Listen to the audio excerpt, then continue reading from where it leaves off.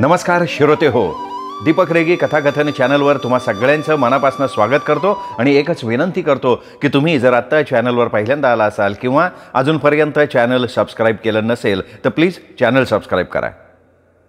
मित्रांनो, आज तुम्ही ऐकणार आहात विनीता ऐनापुरे यांच्या लेखणीतनं साकारलेली कथा आलिया भोगासी. आई, तुम्ही आता नोकरी सोडा. अगं बाई, हे काय नवीन काढलंस आता?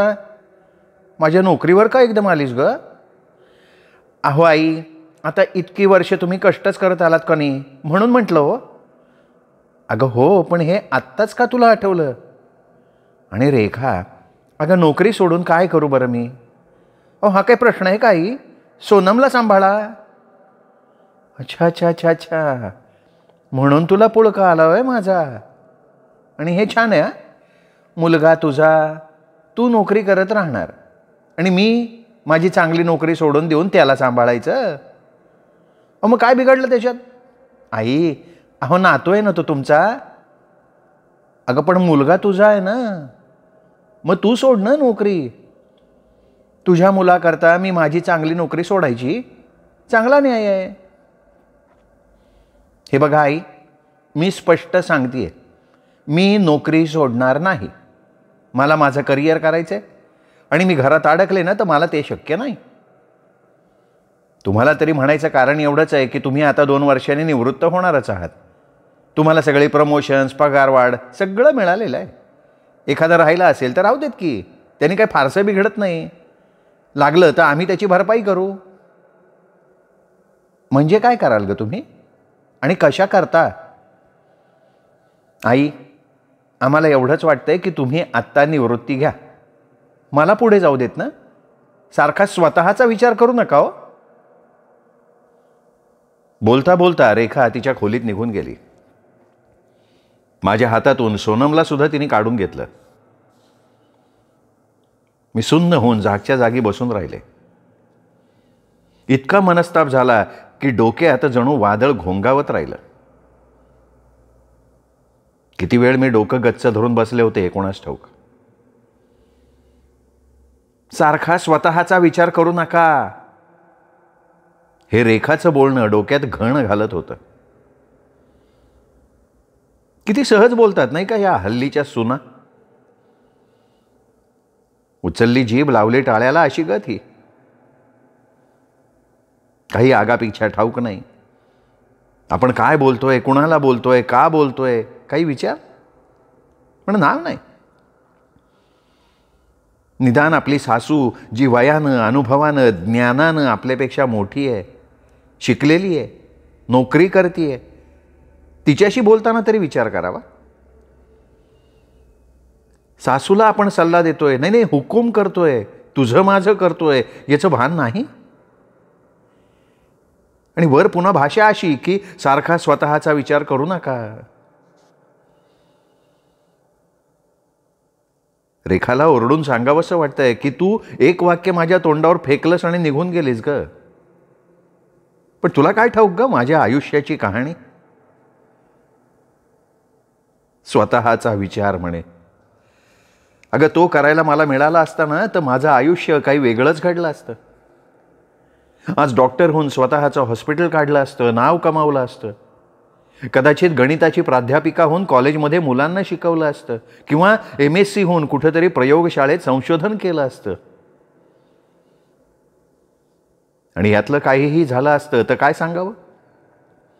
तुझ्या सासऱ्याशी माझं लग्नही झालं नसतं, मी तुझी सासू झाले नसते. पण यातलं काहीच झालं नाही. कारण एकच की प्रत्येक वेळी असं काहीतरी घडत गेलं की मला आलेल्या वेळेपुढे मान तुकवावीच लागली. स्वतःचा विचार करायला अवधीच मिळाला नाही. तसा अवधी मिळाला असता ना तर मला इतिहास काहीतरी वेगळाच घडवता आला असता. पण नाही, जन्मभर दुसऱ्याचा विचार, तो ऐकावा लागला, त्याप्रमाणेच वागावं लागलं. अगदी माझ्या नकळत पण प्रत्येक वेळी मला इतरांच्या सांगण्यानुसार वागावं लागलं, थेट लहानपणापासून. मला स्वतःला काही पाहिजे म्हणून मी हट्ट केलाय असं आठवतच नाही मला. मी 15 वर्षांची होते. एकदा आमच्या शाळेतनं आम्हाला फर्ग्युसन कॉलेज दाखवायला नेलं. पुढच्या वर्षी आपण सुद्धा कॉलेजला जाणार या कल्पनेनं अंगात वारच संचारलं. त्यात फर्ग्युसन कॉलेजचं वातावरण ते बघून तर अगदी मंत्रमुग्ध झाल्यासारखं वाटलं. कॉलेजची ओढ जास्तच वाढायला लागली. प्रयोगशाळा पाहिल्यानंतर तर आपण सायन्सलाच जायचं, इथे वेगवेगळे प्रयोग करायचे असं ठरवून सुद्धा टाकलं. मैत्रिणींना बोलून सुद्धा दाखवलं. रिझल्टला 2 दिवस उरले होते. आता डोळे रिझल्टकडे लागले. मन आशा निराशेचा खेळ खेळायला लागलं. क्षणात वाटायचं पेपर्स तर चांगले गेलेत, मार्क चांगलेच पडतील. दुसऱ्या क्षणी वाटायचं काय सांगावं, आपण पुष्कळ चांगले प्रश्न सोडवलेत पण परीक्षकांना ते चांगले नाही वाटले तर, त्यांनी मार्क कमी दिले तर. पुन्हा पुन्हा मनाशी लिहिलेली उत्तरं आणि त्याकरता अंदाजानं मिळणारे मार्क हा हिशोब केला. भरपूर टक्के पडायला हरकत नाही असा विचार मनात येईपर्यंत मन पलटी खात होतं. इतकी उलघाल व्हायला लागली की त्या दिवशी मला जेवण सुद्धा गेलं नाही. दुपारी पुस्तक हातात घेऊन मी नुसती बसून राहिले. एक पान सुद्धा वाचलं गेलं नाही. आईचं माझ्याकडे लक्ष होतं. 4 वाजता ती मला म्हणाली, येतेस का मंडईत? येताना तुळशीबागेत सुद्धा जाऊयात. हो चल जाऊ की, मी पटकन म्हटलं तिला. मी होकार दिला याचं आईला आश्चर्य वाटलं, आनंद सुद्धा झाला तिला. आई मग भराभरा कामाला लागली. अर्ध्या तासात तिने संध्याकाळच्या खाण्याकरता सांजा तयार करून ठेवला. बाकी रात्रीच्या स्वयंपाकाची तयारी करून ठेवली आणि आम्ही दोघी निघालो. मंडईत काय जायचंय असं वाटलं पण मनाची उलघाल घालवण्याकरता थोडं घराबाहेर पडणं हा चांगला उपाय होता. त्यामुळे थोडा वेळ सुद्धा पुढे सरकला असता. आईबरोबर आपण किती दिवसांनी बाहेर जातोय हे मला तीव्रतेनं जाणवलं. तिच्याही बहुतेक तेच मनात आलेलं असावं, कारण आई म्हणाली, आशा अगं किती दिवसांनी तू माझ्याबरोबर बाहेर येतेस ग? लहान होतीस तेव्हा मला एकटीला कधी कुठे जाऊ दिलं नाही, सतत मला चिकटलेली. आई मला फर्ग्युसनला सायन्सला जायचं आहे बरं का. मी आईला सांगितलं पण आईचं उत्तर काही कळलं नाही. कारण एकदम काहीतरी आवाज झाला. तो आवाज काहीतरी वेगळा वाटला म्हणून पाहिलं तर आई माझ्याबरोबर नव्हतीच. मागे राहिली का काय म्हणून चटकन मागे बघितलं तर आई जमिनीवर वेडीवाकडी पडली होती. आमच्या मागून येणाऱ्या एका स्कूटरवाल्यानं तिला उडवलं होतं. उशाळल्या चेहऱ्यानं तो स्कूटरवाला आईला नीट करू बघत होता. आई असं ओरडले, धावलेच. आसपासचे लोक जमा झाले. कोणीतरी स्कूटरवाल्याच्या अंगावर धावलं. मी एवढंच म्हणाले की अहो आधी माझ्या आईकडे बघा, कोणीतरी डॉक्टरांना बोलवा ना. आई बेशुद्ध पडली होती. कुठे लागलंय बघायला वेळच नव्हता. लोकांनी मदत केली, तिला जवळच्याच हॉस्पिटलमध्ये नेलं. तेवढ्यात कोणीतरी मला घरचा पत्ता विचारला. मला तो पटकन आठवेना, इतकी बधीर झाले होते मी. आईबरोबरच हॉस्पिटलमध्ये गेले. तिला डॉक्टरांनी ताबडतोब आत नेलं. मी सुन्न होऊन बाकावर बसले. आई शुद्धीवर आलीच नाही. दुसऱ्या दिवशी सकाळी ती गेली. डॉक्टरही निदान झालं. मेंदूला जबर मार लागला, आतल्या आत रक्तस्राव झाला. डॉक्टरही निदान काही असो, माझी आई गेली हे तर खरं. मंडईत जाताना चपला पायात सरकवून उंबऱ्याच्या बाहेर ती पडली. तेव्हा पुन्हा इथे आपला पाय पडणार नाही असं काही तिला वाटलं तरी असेल का? आई ग, प्रश्नावर प्रश्न आणि तितकेच दुःखाचे लोट. मी मोठी, माझ्या पाठीवर अरुण, मग उषा आणि धाकटा अरविंद.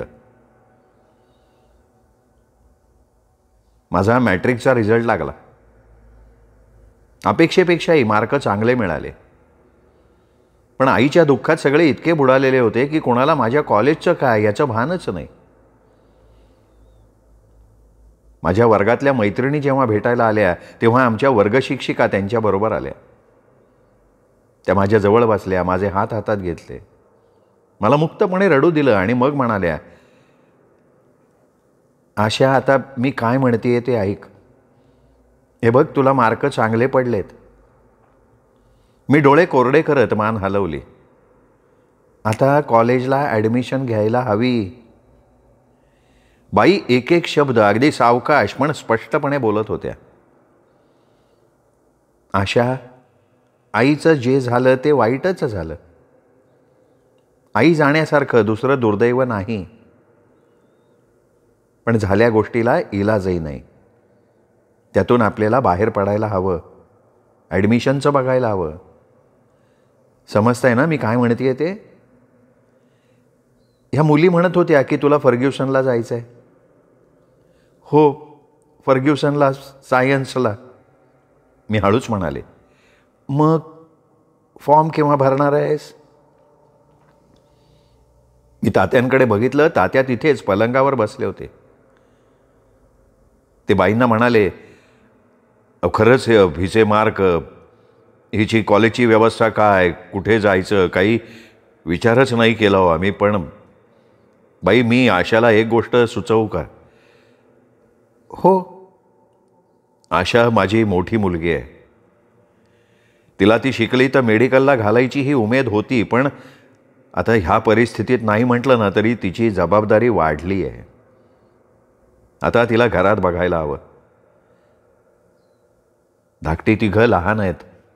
मी दिवसभर घराबाहेर. आशाला सायन्सला जायचं आहे, पण ती सुद्धा प्रॅक्टिकल, लेक्चर्स यात दिवसभर गुंतली तर कसं होईल? त्यामुळे मला वाटतंय की आशानं सायन्सला न जाता आर्ट्सला जावं. बाईंना तात्यांचं म्हणणं पटल्यासारखी त्यांनी मान हलवली. मी काहीच बोलले नाही, पण मनातनं मला खूप वाईट वाटलं. गेल्या वर्षी फर्ग्युसन कॉलेज पाहिल्यापासून मी सायन्सला जायचं ठरवलं नाही, घोकलं होतं. मी मनाशी स्वतःला पडताळून बघितलं तेव्हा गणित, सायन्स हे विषय मला आवडतात. त्यात मी सहज मार्क मिळवू शकते हेही मला जाणवलं. फर्ग्युसनच्या प्रयोगशाळा मला स्वप्नात सुद्धा दिसत होत्या. मी त्यात प्रयोग करताना स्वतःला बघत होते आणि ते माझं स्वप्न भंग पावत होतं. तात्यांचं म्हणणंही चुकीचं नाही हे मनाला पटत होतं. सायन्स विसरायला हवं हा विचार दुःखदायकही होता. आपण बघितलेल्या स्वप्नाच्या पाकळ्या तोडाव्यात तसा मनातनं सायन्सकडे जायचा विचार मी तोडून टाकला. तात्यांच्या म्हणण्याप्रमाणे मी फर्ग्युसनलाच, पण आर्ट्सला गेले. कॉलेज सकाळी 7:30 ते 10:30. सायकलवरून मी 11:15 वाजता घरी. घरात कामं कमी नव्हती. सारखी एका पाठोपाठ एक कामं पुढे तयार असत. आणि मग अशा वेळी मला आईच्या आठवणीनं रडू यायचं. ती किती कामं करत होती, कशी करत होती ती. आमची कोणाची तिला मदतही नव्हती. साधं पाटपाणी घ्यायचं, अंथरुणं घालायची, काढायची, तरी आम्ही तू मिमी करत होतो. मीच का असा प्रश्न विचारून आईशीच भांडत होतो. तिच्यावर आरेरावी करत होतो.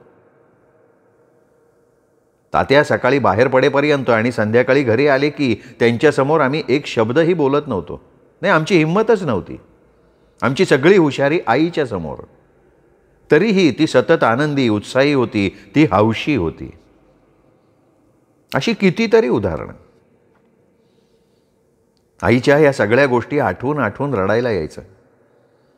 आपण तिला कधी मदत केली नाही याचं वाईट वाटायचं आणि आणखीन एक गोष्ट मनात अपराधाची भावना उभी करायची. सारखं वाटायचं की आई माझ्यामुळेच गेली, तिच्या जाण्याला मीच कारणीभूत झाले. मला रिझल्टमुळे काही सुचत नव्हतं. माझं मन कुठेतरी रमावं म्हणून ती मंडईत निघाली. जर ती घरातच असती तर तिला स्कूटरचा धक्का कुठून लागला असता? मग पुढचं काही कसं घडलं असतं? ते सगळं माझ्यामुळे घडलं. माझ्या डोळ्यात पाणी यायला लागलं की अरुण उषा कावरे बावरे व्हायचे. रडू नको ना ग आशाताई असं म्हणून माझी समजूत घालून स्वतःच रडायला लागायचे. आईची जागा मी कशी भरून काढणार. पण घरातलं वातावरण हळूहळू निवळत होतं. आईचं नसणंही अंगवळणी पडलं. माझं अभ्यासात लक्ष लागायला लागलं. आर्ट्सला गणित विषय घेतला आणि मी सायन्सला न जाता आल्याची खंत थोडीशी का होईना भरून काढली. अभ्यासात मन रमवायचा मी प्रयत्न करत होते. अरुण माझ्यापेक्षा 2.5 वर्षांनी लहान. तो मॅट्रिक झाला. त्याला माझ्यापेक्षा कमी मार्क पडूनही तो सायन्सलाच गेला. नाही म्हटलं तरी माझ्या छातीत बारीकशी कळ आली. त्याच्या मनासारखं झालं, माझ्या मात्र. पण ती भावना मी मनाआड केली, कारण खंत करून उपयोग काय होता. आपोआपच करतेपणा माझ्या अंगात आला. माझ्या वर्गातल्या मुली रमत गमत हसत गप्पा गोष्टी करत कॉलेजमध्ये यायच्या. पिरियड बुडवून फिरायला जायच्या, मॅटिनीला जायच्या, शनिवार रविवारचे सिनेमासारखे कार्यक्रम आखायच्या. मला यातलं काहीही करून चालणार नव्हतं. धाकट्यांना सांभाळणं, अभ्यासापासून कसलीही लागेल ती मदत करणं, घरात आलं गेलं उरलं सुरलं सणवार हे बघायचं काम माझंच. पण त्यामुळे मला अभ्यासाकडे दुर्लक्षही करायचं नव्हतं. BA ला गणित घेऊन मला फर्स्ट क्लास मिळवायचा होता आणि तसा तो मिळवला सुद्धा मी. आता काही झालं तरी MA करायचं. जमलं तर गणितात काही विशेष अभ्यास करायचा, नाही तर गणिताची प्राध्यापिका तरी व्हायचं. माझ्याही नकळत मनात दुसऱ्या स्वप्नाचं फूल फुलत होतं. तात्यांनाही सांगितलं मी, पण ते गप्प राहिले. कमलजा गायकवाड माझी कॉलेजमधली मैत्रीण, तिचाही गणित हाच विषय होता. खूप हुशार होती ती. तिला 2nd क्लास मिळाला. ती पेढे द्यायला आली आमच्याकडे. इतर गप्पा झाल्या. मग आता पुढे काय हा प्रश्न साहजिकच पुढे आला. मी म्हटलं की मी MA करणार. वेडी आहेस का तू? कमलजानी मला आश्चर्याने विचारलं. का ग, काय झालं? अगं, गणितासारखा विषय घेऊन तू चांगला फर्स्ट क्लास मिळवला आहेस, तो काय मुलांना शिकवण्यासाठी का? अगं कमलजा, ऐक ना, मी माझी बाजू मांडायचा प्रयत्न केला. हे बघ, तू माझा ऐक. माझ्या बाबांच्या खूप ओळखी आहेत. ते मला बँकेत नोकरी लावून देणार आहेत. त्यांना मी तुझ्याकरता शब्द टाकायला सांगते. MA करणे 2 वर्ष फुकट घालवू नकोस, त्यापेक्षा बँकेच्या परीक्षा देऊ आपण. झालं. MA रद्द. पुन्हा एकदा स्वप्नाच्या पाकळ्या कोमेजून गेल्या. आता बँकेची नोकरी. घरी यायला बहुधा संध्याकाळचा उशीरच व्हायचा. पण सगळे तसे आता मोठे झाले होते, त्यामुळे माझी घरात सतत गरज होती असं नाही. घेतलं, सगळ्यांनी जमवून घेतलं. एक दिवस कमलजाचा माझ्या बँकेत फोन आला. हॅलो आशा, मी बोलतीये ग. हां अगं बोल. अगं आनंदाची बातमी आहे. अरे वा, काय प्रमोशन का काय? नाही ग, त्याच्यापेक्षा आनंदाची. अगं माझं लग्न ठरलं आहे. अरे वा, अभिनंदन कमलजा. आमचं मग खूप बोलणं झालं. त्यातून कमलजाच्या मनातला आनंद झिरपत झिरपत माझ्या अंतःकरणात शिरला. कमलजा माझी इतक्या वर्षांची मैत्रिणी, तिचं लग्न ठरलं. तिच्या आयुष्याचं एक नवीन पर्व सुरू होणार. मला खूप छान वाटलं सगळं ऐकून. आणि मग वाटलं की माझं काय? आई असती तर एव्हाना तात्यांच्या मागे लागली असती, जावई आणायची घाई केली असती. तात्यांच्या हे लक्षात तरी येईल का? माझ्याही लग्नाचा योग लवकर आला. मला ठाऊक नव्हतं, पण तात्यांनी माझ्या लग्नाची मोहीम सुरू केलेली होती. स्थळाची माहिती मिळवणं, पत्रिका देणं ही त्यांची कामं चालू होती. फक्त ते माझ्यापर्यंत आलेलं नव्हतं. एक वेळ अशी आली की एकाच वेळी 2 ठिकाणी माझी पत्रिका मुलाच्या पत्रिकेशी जुळली. मग दाखवण्याचा समारंभ झाला. स्थळं साधारण सारख्याच तोला मोलाची. गंमत म्हणजे दोन्ही ठिकाणून मुलगी पसंत आहे, भेटायला या असा निरोपही आला. मला दोघात काही विशेष फरक वाटला नाही. तरीही त्यातल्या त्यात विचार केला तेव्हा श्रीहरी देशमुखकडे मन झुकलं. तोही बँकेत नोकरीला. म्हणजे दोघांच्या सुट्ट्या तरी एक येतील एवढा साधा विचार मी केला. दुसरी गोष्ट, त्याला आई वडील होते. 2 थोरले भाऊ लग्न झालेले, ते परगावी होते. आई वडील श्रीहरीजवळ कायम राहणार होते, ही गोष्ट मला आवडली. महत्वाचं म्हणजे श्रीहरी माझ्या मनात भरला होता. मनात उमटणारी अस्पष्ट किणकिण मला तेच सांगत होती, पण ती किणकिण मला बोलून दाखवता आली नाही. तात्यांनी माझ्या मनाचा कौल विचारात घेतलाच नाही. केवळ स्थळ म्हणून त्यांना मोहन काळे पसंत होता. मनाची पसंती, अंतर्यामीचा कौल कुणाजवळ बोलून दाखवणार? तात्यांचं मत वेगळं पडलं. त्यांना मोहन काळेचं स्थळ जास्त आवडलं. अरुणचं मत तात्यांसारखं पडलं.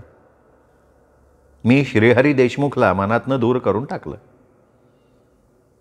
मनातली अस्पष्ट किणकिण विसरण्याचा प्रयत्न केला. त्या जागी मोहन काळे याचा मनानं स्वीकार करायची तयारी केली मी, आणि मी सौ आशा मोहन काळे झाले. मला आई नाही, मोहनला आई आहे, याचं मला खूप बरं वाटलं. आईच्या जागी सासू, ती माझ्यावर मुलीसारखं प्रेम करेल, असले भाबडे विचार माझ्या मनात नव्हते. सासूच्या जागी सासरे असते तरीही मला बरं वाटलं असतं, की अर्थ एवढाच याचा की घरात एक वडीलधारं माणूस आहे. हा माझ्या मनाला आधार वाटला असता ना. पण गंमत अशी की मोहनच्या आई आमच्याजवळ कधी राहिल्याच नाहीत. कारण काय ते मला कधीच कळलं नाही, पण गावातच त्या राहायच्या थोरल्या मुलाकडे. त्याबद्दलही माझं काही म्हणणं नव्हतं, पण त्या तिकडे राहून इकडे आमच्यावर लक्ष ठेवायच्या. आम्ही काय करायचं, केव्हा करायचं, कसं करायचं, हे सगळं त्यांनी तिथून सांगायचं. अगदी एखादी किरकोळ गोष्ट जरी आणायची, तेही त्यांच्या कानावर घालून त्यांचा सल्ला घेऊन मगच आणायची. सगळ्या छोट्या छोट्या बाबी त्यांनी ठरवायच्या आणि आम्ही त्याप्रमाणे करायचं. अगदी आमच्या कपड्या लत्त्याकडेही त्यांचं लक्ष. साड्या मला कमी नव्हत्या, पण सहज एखादी आवडली म्हणून घेतली की लगेच त्यांना रिपोर्टिंग व्हायचं, की लगेच त्यांचा प्रश्न की आत्ता साडी घ्यायची गरज होती का? कपाटात अजून घड्या न मोडलेल्या किती साड्या आहेत, ही कशाला हवी होती? गृहकलहाला काही फार मोठी कारणं लागतात असं नाही. छोट्याशा गोष्टीतनं सुद्धा ठिणग्या पडत असतात. आग धुमसत राहते, त्याचा स्फोट कधी होईल सांगता येत नाही. पण आमच्याकडे तो कधी झालाच नाही, कारण मी सासूबाईंना कधी उत्तर द्यायच्या भानगडीतच पडले नाही. यांच्याजवळ कधीतरी मनातला राग बोलून दाखवला की यांचं एकच उत्तर, जाऊ दे, तिचं आयुष्य किती उरलंय. ओ, तिचं आयुष्य किती का राहीना, पण माझं आयुष्य ती बाई सतत कुरतडतीये, त्याचं काय? ती किती जगावी हा माझा प्रश्न नाहीये, तिने माझं आयुष्य का ढवळत राहावं हा माझा प्रश्न आहे. पण तो यांच्यासमोर मांडण्यात अर्थ नव्हता, कारण त्यांचा तोच प्रश्न, तिचं आयुष्य. आमचा राजीव 5 वर्षाचा होत आला त्यावेळी मी बँकेची परीक्षा देणार होते. नोकरीत काहीतरी करायची मनीषा होती. नुसते पैसे मिळवण्यात रस नव्हता, त्यामुळे परीक्षेसाठी उमेदीनं तयारी केली मी. पण माझी इच्छा आणि परिस्थिती यांचे ग्रह कधी जुळणारे नव्हतेच. ही माझी अतिशय महत्त्वाची परीक्षा म्हणून मी पहाटे उठून रात्री जागून अभ्यास करत होते. एका अर्थानं विद्यार्थिनीच झाले होते. कॉलेजच्या आयुष्यात जसा अभ्यास केला तितक्याच हिरिरीनं माझा अभ्यास चालू होता. नेमक्या सासूबाई आजारी पडल्या. आम्ही भेटायला गेलो, त्यांनी लगेच रडायला सुरुवात केली. यांना म्हणाल्या, मोहन, मला तुझ्या घरात तुझ्या मांडीवर डोकं ठेवून मारायचे रे.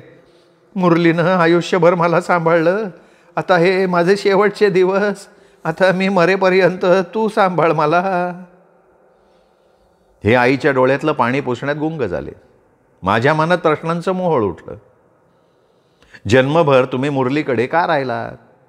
आम्ही नको म्हटलं होतं का आमच्याकडे राहायला? मुरलीची बायकोही नोकरी करते, तिला तुमची गरज होती. आता ती गरज संपली तिची. उलट आता तुमचा काही उपयोग नाही म्हणून त्या दोघांनी तुम्हाला आमच्याकडे यायला सांगितलंय का? पण तसं न सांगता तुम्ही तुझ्या मांडीवर डोकं ठेवून मला मारायचंय, हा सोन्याचा मुलामा का देताय? या ना सरळ. माझ्या मनात काय चाललंय याचा ह्यांना नेहमीप्रमाणे पत्ता नव्हता. माझ्या मनातली पडझड मला अस्वस्थ करत होती. यांनी माझ्याकडे बघितलंही नाही. हे आईला म्हणाले, मग आजच चल. आज नको, मुरली उद्या सोडेल मला. तिथे सगळ्यांच्या देखत मी काही बोलले नाही. घरी आल्यावर मात्र यांच्यावर चिडले आणि म्हणाले, अहो माझी बँकेची परीक्षा 3 दिवसावर आली आहे. बरं मग मी काय करू? अहो आईना उद्याच कशाला आणायला हवं? माझी परीक्षा झाल्यावर आणा ना. तुझी परीक्षा महत्त्वाची आहे का माझी आई महत्त्वाची आहे? आणि इतकी वर्ष ती होती ना मुरलीकडे, लागलं का तुला तिचं काही करायला? आता तिचे हे शेवटचे दिवस, जरा काही केलं तर बिघडेल. तुम्ही उगाच ना वडाचं पान पिंपळाला लावू नका. त्यांचं करायला मी कुठे नाही म्हणते.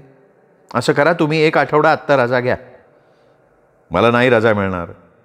आणि तुझी परीक्षा काय ती पुढच्या वर्षी सुद्धा होईल. पण माझी आई. वाक्य अर्धवट सोडून हे रागारागानं बाहेर निघूनही गेले. माझं स्वास्थ्यच गेलं. मनात कितीतरी पाचोळा साठत होता. दुसऱ्या दिवशी सासूबाई हजर. त्यानंतर त्या चांगल्या 10 वर्ष जगल्या. हे असंच मनात येऊन मी मनानं मोडून गेले. माझं नुकसान व्हायचं ते झालं. स्वप्न बघण्याचा आपल्याला अधिकार नाही. जणू ती मोडण्यासाठीच आहेत. राहायला येऊन 4 दिवस झाले तर सासूबाईंनी निराळीच भुणभुण सुरू केली. त्यांना आमच्या घरात एकटं वाटायला लागलं. करमेन असं झालं. आता याला आम्ही काय करणार होतो? घरात वाचायला पुस्तकं होती, रेडिओ, TV, याशिवाय फोनही होता. काय लागेल ते करा ना. पण सासूबाईंना त्यात समाधान नव्हतं. त्या ह्यांना सांगायला लागल्या, कसली रे हिची पुरुषासारखी नोकरी? घराला घर पण मुळी नाही, सण नाही, वार नाही, हे आपली सदोदित घराबाहेर. कसे ह्या राजीववर संस्कार व्हायचे? मला अगदी बघवत नाही होय हे. बाज झालं हिचं नोकरी करणं. हे बोलणं माझ्या देखत पण ह्यांच्याशी चालायचं. अशा वेळी वाटायचं की ह्यांनी कधीतरी माझी बाजू घ्यावी, आईला जरा जाणीव द्यावी. पण हे अगदी छानपैकी गप्प राहायचे. मी काही बोलायचा प्रयत्न केला की तिचं किती आयुष्य राहिलंय हे वाक्य तोंडावर फेकून मोकळे. दगडावर संतत धार धरली ना तर दगड सुद्धा भंगतो. मग ह्यांच्यावर आईच्या त्याच बोलण्याचा परिणाम झाला तर नवल काय? त्यांच्या बरोबरीनं इतकी वर्ष नोकरी केली म्हणून पैशाचे प्रश्न इतरांच्या इतके आम्हाला पडले नाहीत. इतरांच्या मानानं संसाराकरता नव्या नव्या गोष्टी आम्ही घेऊ शकलो. अशा आणि इतरही सगळ्या गोष्टींकडे सोयीस्करपणे दुर्लक्ष करून त्यांनी माझ्या मागे किटकिट सुरू केली. हे बघ, तू नोकरी करण्याबद्दल माझी नाही, पण खरं तुझा संबंध दिवस बाहेर जातो. तुला तरी कुठे कशासाठी वेळ मिळतोय? त्यापेक्षा ही नोकरी सोड, एखादी कमी वेळाची नोकरी कर हवी तर. इतक्या वर्षांची माझी बँकेतली नोकरी, तिथली माझी जबाबदारीची जागा, माझा मनापासून आणि जीव तोडून त्यातला सहभाग, मला पुढे मिळत असणाऱ्या संधी, ह्या कशाचाही विचार न करता माझा सुशिक्षित नवरा मला नोकरी सोड म्हणायला लागला. कसं समजावून सांगू यांना की नोकरी सुरुवातीच्या काळात पैशाकरता असते, पण नंतरच्या काही वर्षांनी ते अर्थार्जनाचं साधन राहत नाही, तर तो जीवनाचा एक भाग होतो. त्यातला आनंद, समाधान, त्यातून समृद्ध होणारं व्यक्तिमत्व हे शब्दात नाही सांगता येणार आहो. राजीव आता मोठा होतोय, मी घरात राहून काय करू? 24 तास गृहकृत्य गृहिणी म्हणून राहू घरात? हे सगळं यांना सांगावंसं वाटत होतं, नाही फाडफाड बोलावंसं वाटत होतं, पण बोलून उपयोग काय? तरीही मनात अनावर होणारे कड उसळत राहायचे ते राहायचेच. त्यातच मला बढती मिळाली, बदली झाली. आपण स्वकर्तृत्वावर काहीतरी मिळवलंय ह्याविषयी समाधान होतं माझ्या मनात. पण मन पुन्हा द्वंद्वात सापडलं. मी काय करावं हे माझं मलाच कळेना. काही काळ तरी बदलीच्या गावी जावं असं वाटत होतं, पण सासूबाई, हे आणि राजीव तिघांनीही बदलीच्या गावी जायला निक्षून नकार दिला. त्यापेक्षा नोकरी सोड असं सांगितलं.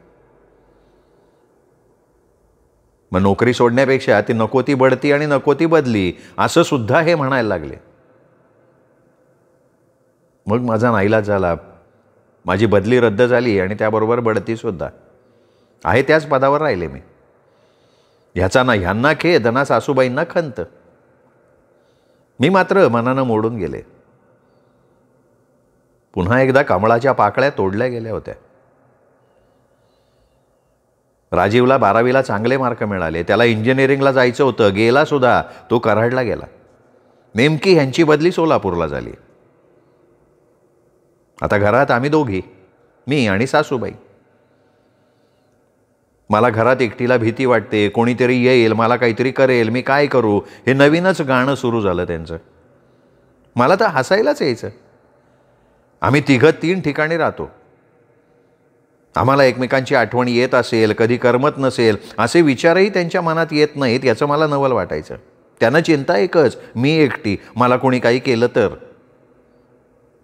आता ह्यांना कोण काय करणार होतं देव जाणे. ह्यांच्या दृष्टीनं ह्याला तोडगा एकच, माझी नोकरी आता पेन्शनेबल झाली आहे, मी घरी बसावं, मिळेल ते पेन्शन घ्यावं आणि माझ्या आईची सेवा करावी. खरं तर मला ह्यांना अगदी फाडफाड बोलावंसं वाटत होतं, पण बोलून उपयोग काय.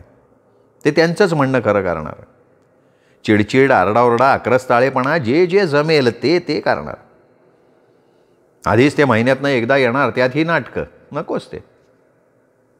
मी एकच काम करून टाकलं. सासूबाईंची सख्खी धाकटी बहीण संसाराच्या सगळ्या व्यापातनं मोकळी झाली होती. तिचा नवरा गेला, तिला आमच्या घरी घेऊन आले. दोघींच्या दिमतीला 24 तास राहणारी एक बाई आणली. घाला तिघी मिळून काय घालायचा तो गोंधळ घाला. मला जरा मोकळीक मिळाली. त्यामुळे माझा हा प्रयोग कल्पनेपेक्षा यशस्वी झाला. दोघी बहिणी एकमेकीत रमून गेल्या. अगदी मावशींना स्वयंपाक लवकर करायला लावून त्यांना बरोबर घेऊन सिनेमा नाटकाला सुद्धा जायला लागल्या. जेवायला तर इच्छा भोजनाचा थाट, कधी भजी, कधी भेळ, तर कधी खिचडी, कढी, पापड. चालू दे चालू दे, तेल तूप भाज्या कशालाही धरबंद नाही, पण तसं घरात सगळं भरपूर होतंच ना. करेनात का काय हवंय ते. मी तेवढी मुक्त झाले ना. राजीव इंजिनियर झाला, त्याला लगेच मनाजोगती नोकरी मिळाली. दोन्ही सासवांचा आग्रह सुरू झाला, आता राजीवचं लग्न करा. कशाला इतक्या लवकर, आत्ता तर त्याचं शिक्षण संपलंय, त्याच्या हातात पैसा बऱ्यापैकी यायला लागलाय. करू देत की जरा त्याला मनासारखी चैन. 2 वर्ष तरी राहू देत मोकळा त्याला. माझ्याच मनाची चिडचिड व्हायला लागली. आणि त्याचं लग्न बोलायला ठीक आहे हो, पण माझं काय, इकडे सून तिकडे या सासवा, मी दोन्ही बाजूनी का चाट्यात. राजू एक दिवस संध्याकाळी घरी आला, तेव्हा त्याच्याबरोबर एक मुलगी होती. त्याच्याबरोबरीची असेल, लहान खोऱ्या बांध्याची, उजळ रंगाची, नाकी डोळी नीटच. चांगली वाटली. जरा वेळ बसली, चहा पाणी घेतलं, निघून गेली. तिला सोडायला गेला राजू. थोड्या वेळानं आला आणि मला हसून म्हणाला, कशी वाटली रेखा. चांगली आहे, मी सहज उत्तर दिलं. सून म्हणून. राजीव, मला धक्काच बसला. राजीव फक्त हसला. त्यांनी आणि रेखानी लग्न करायचं ठरवलंच होतं, फक्त आम्हाला दाखवायला म्हणून त्यांनी तिला घरी आणलं होतं. आमच्या पसंतीचा प्रश्नच नव्हता. आणि मी वेडी, सासूबाई राजीवचं लग्न करा म्हणून मागे लागले, आता चिडायला लागले. रेखा इंजिनियर झालेली, राजीवच्याच वर्गातली, तीही चांगल्या मार्कांनी पास झालेली. तसं म्हटलं ना तर दिसायलाही मनात भरेल अशी. खूप अभिमान वाटला. दोघेही बरोबर नोकरीला लागले, सारख्याच पगारावर. इतकी वर्ष आम्ही दोघांनी नोकरी करून दर महिन्याला जे मिळवलं त्याहून कितीतरी जास्त पगार ते दोघं कमवायला लागले. माझ्या मनावर एक प्रकारचं दडपणच आलं. एवढी पगारदार इंजिनियर सून, तिच्याशी नेमकं कसं वागायचं. सून म्हणून तिच्याकडनं काय अपेक्षा ठेवायच्या. ठेवल्याही नाहीत. तुम्ही सुखात राहा, आम्हाला राहू द्या, एवढंच माझं म्हणणं. आम्हाला त्यांच्या पगाराचंही काही देणं घेणं नव्हतं. ती दोघं एवढ्या पगाराचं काय करतात आम्ही विचारलं नाही, त्यांनी सांगितलं नाही. त्यातून ह्यांचं म्हणणं, हा आपला संसार आहे, हा आपणच चालवायचा, मला मुलांचं काही नको. नको ह्यांनी म्हटलं ठीक आहे ना, पण मुलांनी आणि सुनेनी स्वतःहून कधीतरी काहीतरी कुठल्या तरी रूपानं घरात काहीतरी द्यावं ना, तेही नाही. व्यवहार कळत नाही म्हणावं तर तिच्या आईवडिलांचे, त्यांच्या लग्नाचे, तिच्या भावंडांचे वाढदिवस अगदी व्यवस्थित लक्षात राहतात, साजरे सुद्धा करतात. ठीक आहे, याही गोष्टी द्यायच्या सोडून, इतपत चालतं. ती दोघं त्यांच्या व्यापात, आम्ही आमच्या. आता रेखाला मुलगा झालाय, आम्हाला नातू. सासूबाईंना त्यांच्या मनाप्रमाणे पणतू झाला. एकच गोष्ट वाईट झाली, त्याला त्यांनी बघितलं एवढंच, पिकलं पान गळून पडलं. त्यांची बहीण राजीवचं लग्न झालं तेव्हा तिच्या मुलींनी बोलवलं म्हणून निघून गेली होती. स्वयंपाकाच्या मावशी तेवढ्या घरात आहेत. रेखाची रजा संपत आली तशी ती अस्वस्थ झाली. सोनम इतका लहान, त्याला ठेवून ऑफिसला कसं जायचं हा प्रश्न तिला छळायला लागला. साहजिक आहे ते. पण त्याबद्दल माझ्याशी काहीही चर्चा न करता मला तुम्ही नोकरी सोडा हा हुकूम, आणि सारखा स्वतःचाच विचार करू नका हा सल्ला. तिच्या ह्या एका वाक्यानं माझं अंतरंग ढवळून निघालंय. आयुष्यभराच्या कटू आठवणीवर आल्यात. मन बंड करून उठलंय. इतकी वर्ष तोडून टाकलेल्या मनातल्या इच्छांच्या अगणित पाकळ्या मनात तरंगायला लागल्या. स्वतःचा विचार जो मी कधी केलाच नाही, जणू तो करायचा मला अधिकारही नव्हता. स्वतःचाच विचार करायचा असता तर मी तात्यांचं न ऐकता माझ्याच मनाप्रमाणे सायन्सला गेले नसते का? कमलजाचं ऐकून एमेला पाठ का फिरवली? सासूबाईंकरता बँकेच्या महत्त्वाच्या परीक्षेचा विचार का सोडून दिला? बदली स्वीकारली असती तर पगार आणि बढती मिळाली नसती. स्वतःचाच विचार करायचा असता तर सौ काळेऐवजी सौ देशमुख नसते का झाले? केवळ इतरांचाच विचार केला म्हणून आयुष्यभराच्या इतक्या संधी मी वाहत्या पाण्यात सोडून दिल्या. आपल्या हातानं कमळाच्या पाकळ्या वेळोवेळी तोडून टाकल्या. मनानं स्वतःला समजावत पुढे जात राहिले. मन खट्टू झालं तरी स्वतःला सांभाळत राहिले. ते काय आज सुनेनं असं ऐकवण्यासाठी? मन आतल्या आत ठणकत होतं. त्या सबंध रात्री मला झोप नाही आली. मनाची तळमळ तळमळ झाली अगदी. ते बंड करून उठलं. स्वतःचा विचारच आता करणार. राहिलेली वर्ष नोकरी करणार. मुदत वाढवून मिळाली तर वाढवून घेणार. मिळणाऱ्या सगळ्या सुविधांचा लाभ घेणार. मी स्वतःचाच विचार करणार. जो ह्यापूर्वी कधी केला नाही तो आता निश्चित करणार. पण काही वेळच, कारण त्याच क्षणाला नातवाचा चेहरा डोळ्यांसमोर आला. ते लेकरू बोळकं पसरून हसत होतं. हातपाय उडवून जणू मला विचारत होतं की आजी, माझ्याकरता तू नोकरी नाही सोडणार? माझं काय? खरंच की माझ्या भावंडांकरता मी माझा हट्ट सोडला होता. वडिलांकरता, मैत्रिणीकरता, नवऱ्याकरता मी हट्ट सोडला. मग आता माझा नातू दुधावरची साय ती कोणी जपायची? आई नोकरी सोडणार नाही, आजी नोकरी सोडणार नाही. मग हे माझं सोनूलं काय पाळणा घरात ठेवायचं? सगळ्यांनीच पैसा, करिअर याचा विचार करायचा आणि मग ह्याच्यावर मायेची पाखर घालायची कोणी? छे हे नाही चालणार. चालणार नाही आहे. खूप झाली माझी नोकरी. 2 वर्षांनी असा काय फरक पडणार आहे? पैसा आणि नातू दोन्ही सारखंच आहे का? नाही, माझा नातू माझा आहे. तो मला सांभाळायचा आहे. वाऱ्याची झुळूक यावी ना तसं वाटलं. मन टवटवीत झालं. मनाला नवीन पालवी फुटली. मनाचा निश्चय झाला. माझ्या नातवाचा विचार मला करायलाच हवा. नाहीतरी आयुष्यभर बाकीच्यांचाच विचार केला, आता नातवाचा. मनात पाकळ्या पडत नव्हत्या. उलट नवीन सुखाचा सुगंध दरवळत होता. आणि ह्या वेळेला मनात नाराजी नव्हती तर आनंद होता. सकाळी रेखाला उठवलं. जेमतेम तिचा चहा होईपर्यंत दम धरला आणि लगेच तिला विचारलं, तुझी रजा अजून 15 दिवस आहे ना ग? हो. रेखा गुस्स्यातच होती. एखादा महिना वाढवता येईल? काय होणार आहे त्याच्यामुळे? कधीतरी जावं लागणारच ना. मग त्याला माझी जास्त सवय होणार. नको ना ते. मी आज एखाद्या जवळपासच्या पाळणाघराची चौकशी करते. हे बघ रेखा, मी काय सांगते ना ते नीट ऐक. उगा तोंडाला येईल ते बोलू नको. तू 1 महिना रजा वाढव, मी बँकेत राजीनामा देते. माझ्या रजा किती आहेत ते बघते, त्या रजा घेते मी. मी काय बोलतीये हे रेखाच्या पटकन लक्षातही आलं नाही. मग एकदम ती आनंदानं ओरडली, यू आर ग्रेट. आणि मग माझे हात हातात घेऊन म्हणाली, मी काल तुम्हाला लागेल असं बोलले ना, विसरून जा तुम्ही. ह्याला पाळणाघरात ठेवायच्या विचारानं मी सैरभैर झाले होते हो. रेखा आणखीन काही बाई बोलत राहिली. मुलाची काळजी मिटल्याचा आनंद का स्वतःची जबाबदारी सासूवर टाकल्याचा तो आनंद होता हे मला कळलं नाही. मी मनाला बजावत राहिले, मना सज्जना, आता आली या भोगासी सादर हो रे बाबा. स्वतःचा विचार करण्याचा योगच नाही रे आपल्या नशिबात.